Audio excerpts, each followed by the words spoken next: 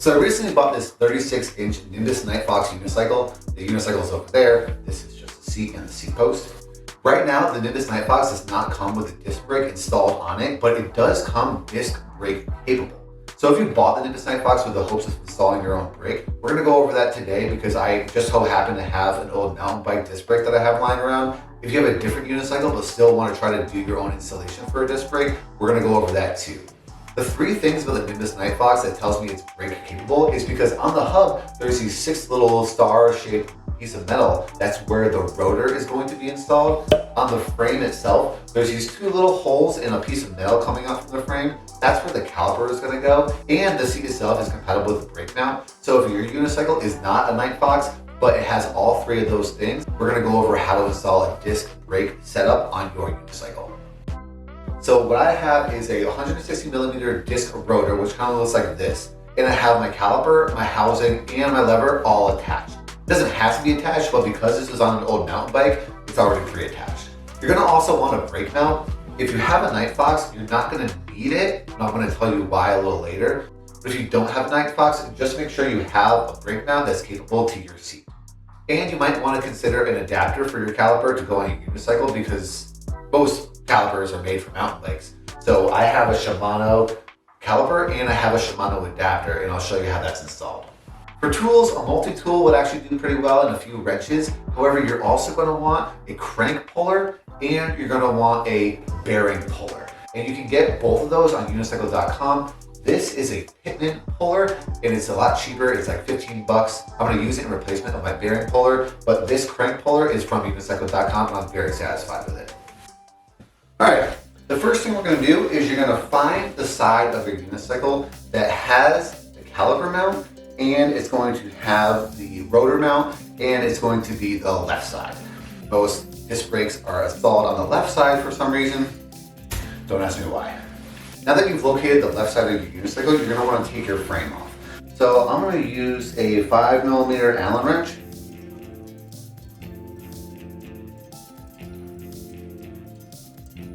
Okay. Perfect. Well, you want to make sure you don't lose those bolts. The Nightfox is a little unique as the frame is actually 2 separate pieces, so you really only have to take one side off. If you have a different unicycle that has one complete frame, you're going to have to take both sides off. Now you're going to want to take the crank bolt off. So I have an 8mm Allen key on this Crank Brothers multi-tool. Sit this guy in and just give it a good hearty twist.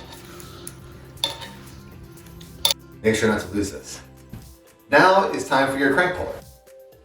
What you're gonna do is you're gonna stick your crank puller in. You wanna make sure that these threads actually thread into the crank itself. So the way to do that is you're going to roll this guy a little bit farther down towards this end, this little flanged end, on like this, and thread this guy on like that. And make sure it's relatively tight. And then you're going to take your 8mm Allen wrench and you're going to pop it in this hole and you're going to actually tighten it. And what that's going to do is as you tighten it, you can see the space between the crank and the rest of the unicycle is slowly coming off. So it's pulling that crank away from the hub. You can take the crank puller off because you're not going to need it anymore. And the last thing you want to do is use your Pitman tool or your bearing puller. What you want to do is slide this tool under the bearing so it looks like this, and then hand tighten that piece so the top of the pointy edge is inside that hub or that gear or whatever it is. But again, I want to tighten this. So I'm going to take this monkey wrench, I'm going to adjust it, and then I'm going to tighten this guy.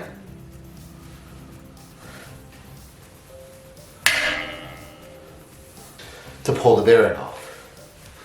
As I'm doing this, the bearing is slowly coming off. Okay. You can just take the whole thing off. Whoop. You're gonna have a washer and you're gonna have the bearing. Don't lose these. Here are all the things we took off. We took off the frame with our 5mm Allen wrench. We took off the crank bolt with our 8mm Allen wrench. We took off the crank itself with our crank puller, and with the pitman tool, we took off the bearing and this washer. Make sure you still have these. Let's install the rotor. So you have these 6 bolts in this star-shaped piece of metal off the hub. You're gonna want 6 bolts that install your rotor onto those 6 things. I have 5. Get 6 if you have 6 holes, and don't do what I'm doing is I'm gonna install this with only 5. Try not to do that, please. These bolts take a star screwdriver, something like this, but this comes on my Crank Brothers multi-tool, so I'm good.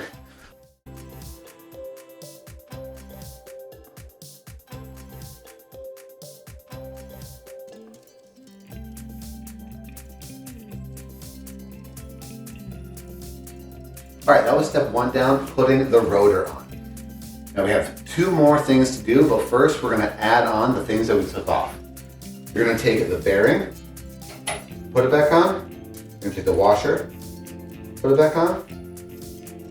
We're gonna use a socket and a mallet to put this back on. It's a little aggressive putting it on, so I'm making sure that this washer is actually on top of the bearing. These unicycles take a beating because I'm gonna fall off this a lot. So if it can't handle this, it's probably gonna break the first time I fall off it. Next, you wanna put your crank back on and make sure it's actually opposite of the opposing crank, because you don't want your cranks to be kind of something like this, like 90 degrees. You want them to be 180 degrees. So make sure it lines up that way. And the last thing is very important, the crank bolt. Slap that guy back on, and we're gonna use our 8mm Allen wrench. Kind of tighten this back up. And as you can see, when we tighten the bolt actually pushes the crank into the washer. It tightens everything back up. And there we go. Step 1 is completely done.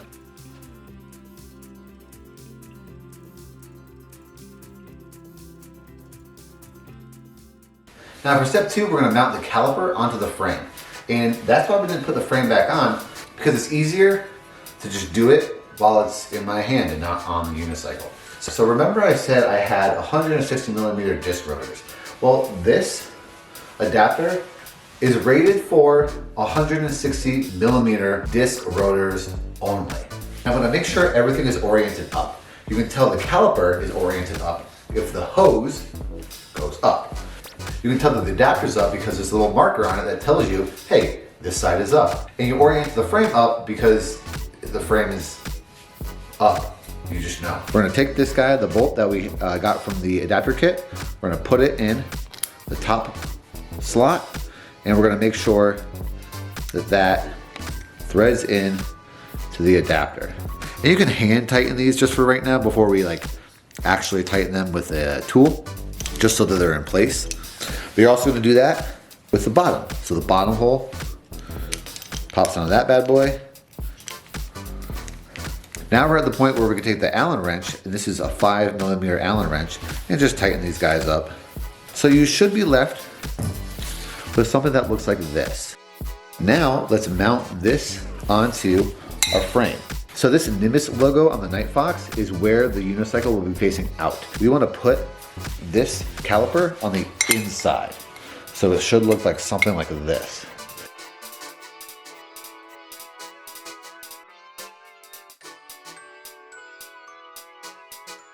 You should have something looking like this. You can see the rotor is mounted just in between the calipers. When this guy is on the bearing.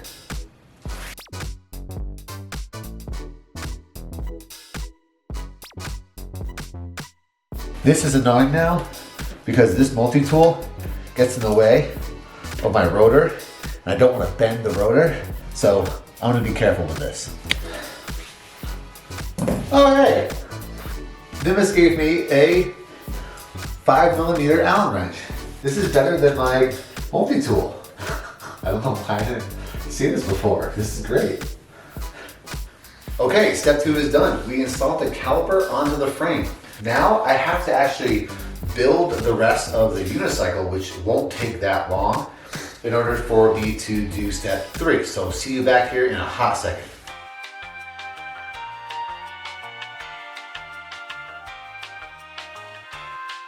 Okay, that was pretty quick. We assembled the rest of the unicycle. Normally, if you don't have a Nimbus Nightfox, you might want a brake mount. This is an old brake mount that I kind of bought for Nimbus. It's Nimbus compatible. I just kept it because I figured I would use it one day, but I'm not gonna use it today. Now what we're gonna do is we're gonna mount this lever somewhere on the cockpit area. I kind of want to mount it here on this T, mostly so I can access it with my right hand. So in order to do that, I'm gonna take this handle off, slide this lever on this way, and then slap it back on.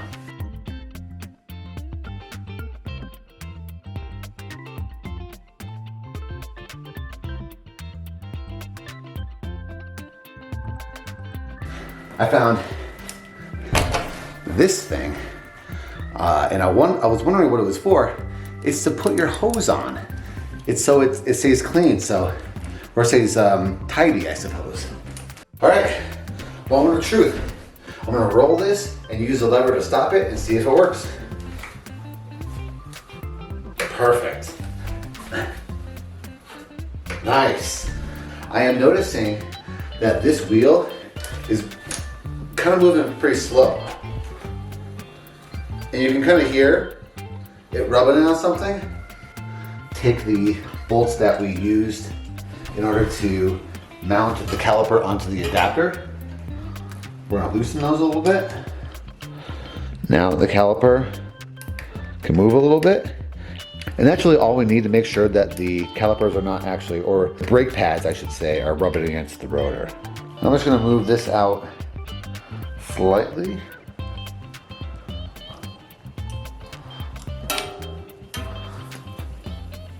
Oh yeah, that's actually a lot better. I've mentioned before that this is my first 36er, so let's go try it out.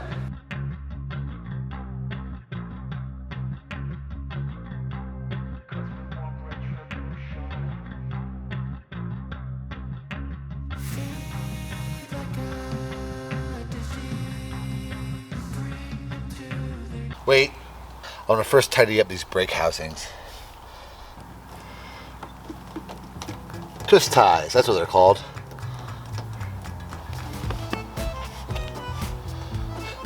Holy crap, this thing is big.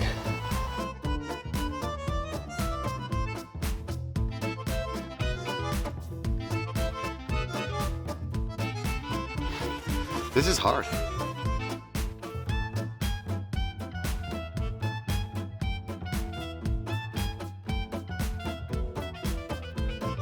If I fall, the first thing that's gonna smash into the ground is this brake lever. So I'm not so sure that this brake lever position here is the best place to put it. If it falls to the ground on this side, it's going to hit the housing first. So I really think I should mount this thing on the stanchion coming away from the unicycle, not this T-bar at all. I hope this tutorial was helpful if you bought a Nightfox and you're hoping to mount your own disc brake on it, or if you have a different unicycle that is disc brake compatible and you were hoping to mount your own brake on it as well. I'm going to be using this in a 30-mile race coming up in April, and I'm going to be making a video about it, so hopefully that goes well. Thank you all for watching, and consider subscribing if you want more unicycle content. Thanks and good luck. Oh, and I'll put all the adapters, tools, and parts that I maybe have lying around in the description below if you're interested in using whatever I use on your Nightfox.